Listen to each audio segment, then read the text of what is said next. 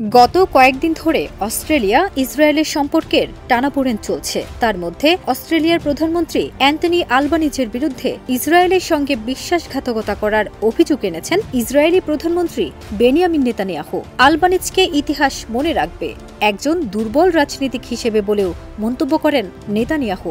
১৯ August তিনি এসব কথা বলেন। চলতি আগস্টের শুরুতে অস্ট্রেলিয়া ঘোষণা দেয় তারা ফিলিস্তিন রাষ্ট্রকে স্বীকৃতি দেবে। সে সময় প্রধানমন্ত্রী আলবানিজ বলেন, যুদ্ধের কারণে নিরীহ মানুষের উপর যে প্রভাব পড়ছে তা অস্বীকার করছেন নেতানিয়াহু। আলবানিজ আরও বলেন, গাজায় আমরা যে সাহায্য বন্ধ হয়ে যাওয়া দেখেছি এবং তারপর খাবার ও পানির জন্য লাইনে দাঁড়ানো মানুষ মারা যাচ্ছেন, এসব সম্পূর্ণ অগ্রহণযোগ্য। অস্ট্রেলিয়ার অভিবাসন বিষয়ক মন্ত্রী টনি বার্গ বলেন, নেতানিয়াহু আসলে ক্ষোভ প্রকাশ করছেন, কারণ ক্যানবেরা সম্প্রতি যুক্তরাজ্য, ফ্রান্স ও কানাডার সঙ্গে যোগ দিয়ে ফিলিস্তিন রাষ্ট্রকে স্বীকৃতি দেওয়ার ঘোষণা দিয়েছে।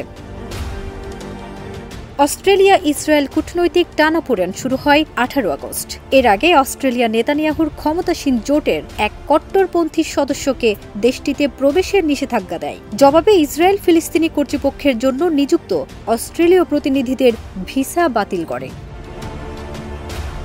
জাতিসংঘের ১৯৩টি সদস্য রাষ্ট্রের মধ্যে এ পর্যন্ত ১৪৭টি দেশ ফিলিস্তিন রাষ্ট্রকে স্বীকৃতি দিয়েছে। যুক্তরাজ্য, ফ্রান্স ও কানাডার একই ধরনের সিদ্ধান্ত ঘোষণার ২ সপ্তাহ পর অস্ট্রেলিয়াও ফিলিস্তিনকে স্বীকৃতি দেবে বলে ঘোষণা দেয়।